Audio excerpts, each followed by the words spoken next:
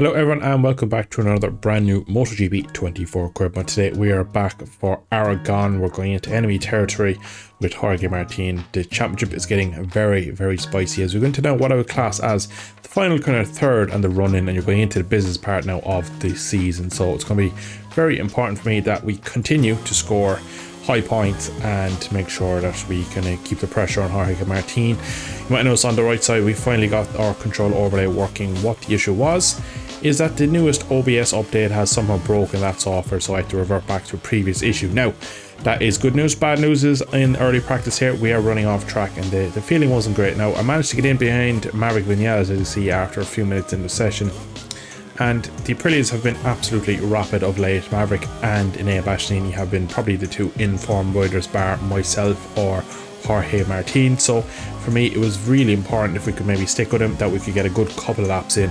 And at the start of the session we go fourth, which is not usually how I start off. I usually start off a bit of a slow burner.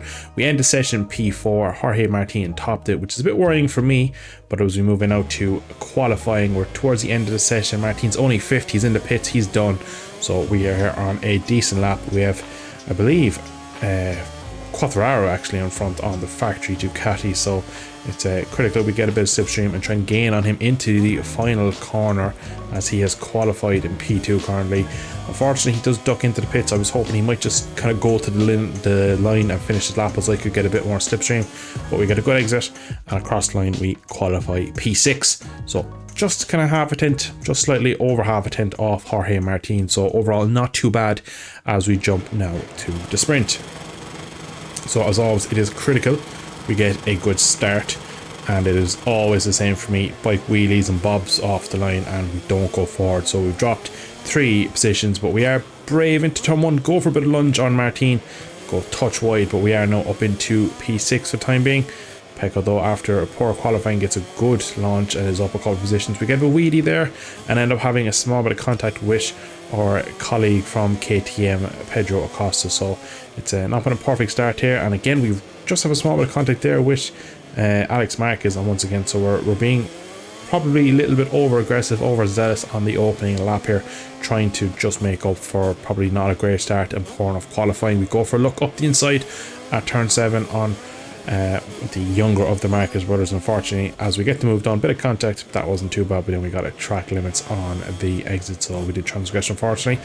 And then again into the reverse course, we run into the back of Pecco, so it's been a very mistake fraught opening lap here in this sprint. For me it's critical really we don't get too many warnings, because it's an easy track, as you see already, to kind of go off and get a track limits warning, and it does limit your pace. So early on this one here we're really just trying to make hay, because Martin's only one position ahead. Pecco seems to lose the front, picks the bike up, and that is us up into P7. Jorge Martin has also gone backwards off the start, which is good for us, and we have a little look here. Come through 14, we pick up the throttle early, but the bike just steps out and kind of sits on the traction control, so we didn't get a good enough exit. But down into turn 1 now on the start lap 2, rear end sliding around. I found of late to ride this bike, I have to ride a bit like my teammate Brinder and absolutely abuse the engine braking and have the rear brakes slide me around. So it's found it's a good way to ride, but sometimes it can bite. And once again in here, Pecco makes the same mistake. We get in a bit hot and we run off track, but thankfully we didn't gain anything, so we did not get any warning. Now we're halfway through the sprint. Pace isn't anything particularly special, but we are just about slowly rolling up to the back of Pecco. We're in the slipstream here, gaining quite a bit good run, but we just run out of room before the end of this very long back straight down to turn 16. So we tuck back in and we think ourselves, maybe if we get a good run out of turn 17, the final corner on the track, get the right height down, we might be able to get a lunge at him, but we're not really close enough. So it's going to be an absolute lunge from here. We brake pretty deep, we're gaining, we release from brake and we throw to the inside, but realistically on Pecco that was never going to work, so he does cut back as how he usually does in real life. So again we fast forward now to halfway through lap 5, almost towards the end of the sprint, and we get a bit of wheelie, get a run. Again though, similar to what happened with me and Acosta, as the front end lands, bike kind of jumps to my left, so we end up having a bit of collision with Pecco. We go off the track, but we rejoin behind him, so we try and keep that momentum up and we just try and get a good run out of the bus stop. He gets on the curb. You can see both of our bikes are wheeling quite a lot, and we have a very good run now along this very fast back straight. So we're going to just try and keep our best foot forward here now and pull away. But into this last corner, I tried to probably over the fence slightly, and we just go slightly off the optimal racing line, and that is Pecco railing the inside on that GP25 and making me regret my decisions in the previous corner. But we're up into a very aggressive position. We have a look into the turn 1 segment again, and we release the brake slightly, but unfortunately he's already cut on the outside and there's not much I can actually do. So it's not looking like a great sprint here for me. We've lost touch with Martin in front. We have a look now again at Pecco into turn 5. Again, small bit of contact, but in the modern day most overtakes do involve a small bit of barging the motorway, which is a bit unfortunate. But half a lap left now. We've managed to get Pecco for P7, so it's critical we do a perfect last lap to hold on to this position. And into the final corner, we do over defend it by running in a bit deep to kind of get a good run out.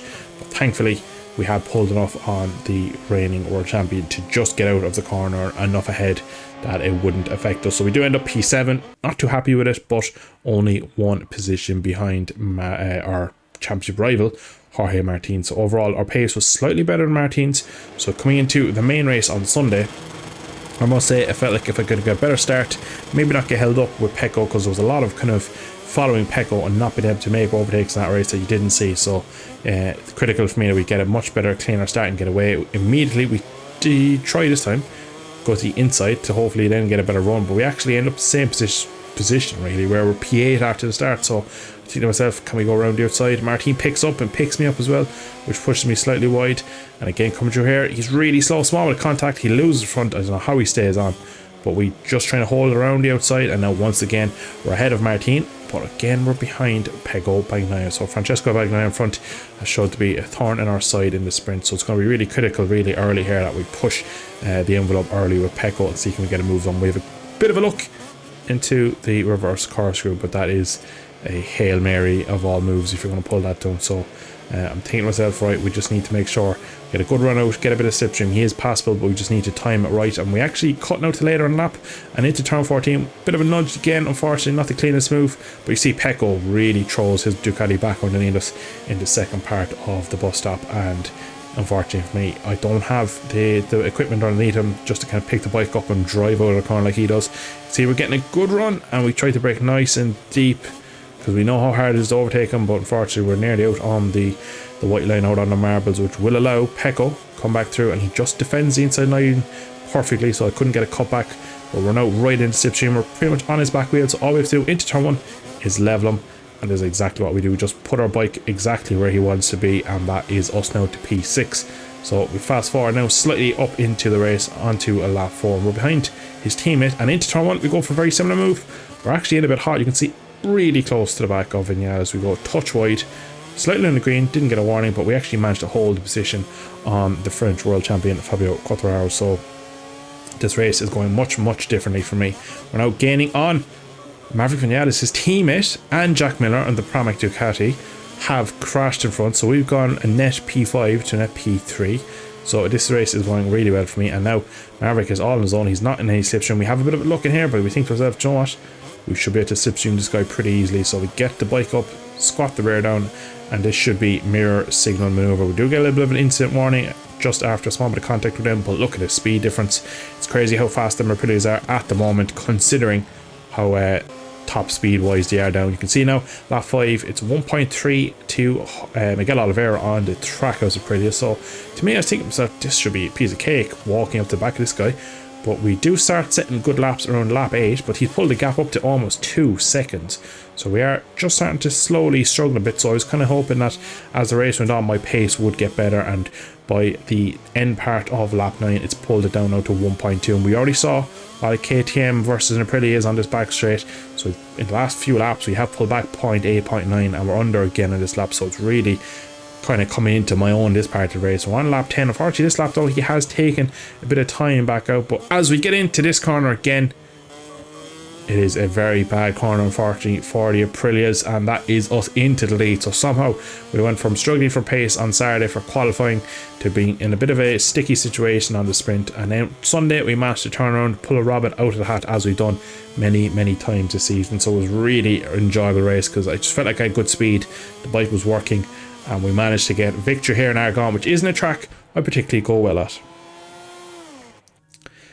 Jorge Martin down in P5, so it is a nice gain of points. We end up in P1. which is really good for my championship standings and a good few people behind us. Thankfully, Pecco was able to beat him.